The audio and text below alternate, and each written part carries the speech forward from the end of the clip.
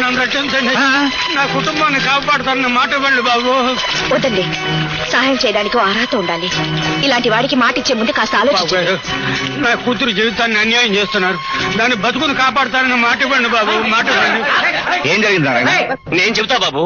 నా కొడుకు పెళ్లి జరుగుతుంటే మంటపంలోకి వచ్చి ఈ పెళ్లి జరగడానికి వీల్లేదు, నా కూతుర్ని నీ కొడుకు ఎప్పుడో పెళ్లి చేసుకున్నాడు అని గోల చేస్తున్నాడు బాబు.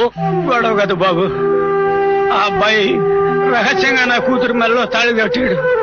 మెల్లగా వాళ్ళింటో వాళ్ళకి నచ్చ చెప్పి మెల్లంగా నా కూతుర్ని ఇంటికి తీసుకెళ్తానని చెప్తుండేవాడు.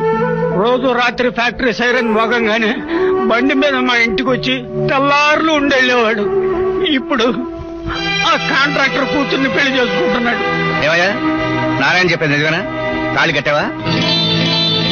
ఆడు ఈ తాగుబోతుడి కూతురి మెడలో ఎందుకు తాళి కడతాడు బాబు? బాబు గారు, నేను అబద్ధాల కోరను కావచ్చు, తాగుమోతి ఎదవను కావచ్చు, కానీ పరాయి మగవాడు నా ఇంటికే వచ్చి నా కూతురుతో సరసమాడుతున్నాడని చెప్పుకునేంత నీచమైన తండ్రిని కాదు బాబు. వాడు మీ కుటుంబాన్ని భద్రం లాగాడు బాబు, వాడి సంగతి నాకు వదిలేయండి. ఆగండి. 100 నిజాలు చెప్పేవాడు ఒక అబద్ధం చెప్పినా నమ్ముతారు, 100 అబద్ధాలు చెప్పేవాడు ఒక నిజం చెప్పినా నమ్మరు. వీడి తప్పు ఒప్పో నిర్ణయించడానికి రేపు పొద్దున వరకు నాకు గడువు ఇవ్వండి.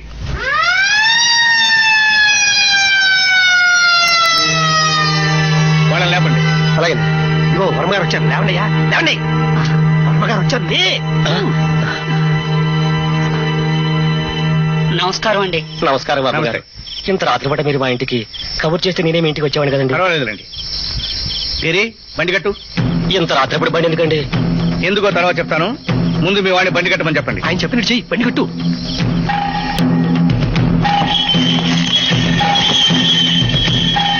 ఇరి ఎద్దులను ఒకసారి వదిలించి పగ్గాలు వదిలేసి మెదలకుండా బండ్లో కూర్చో.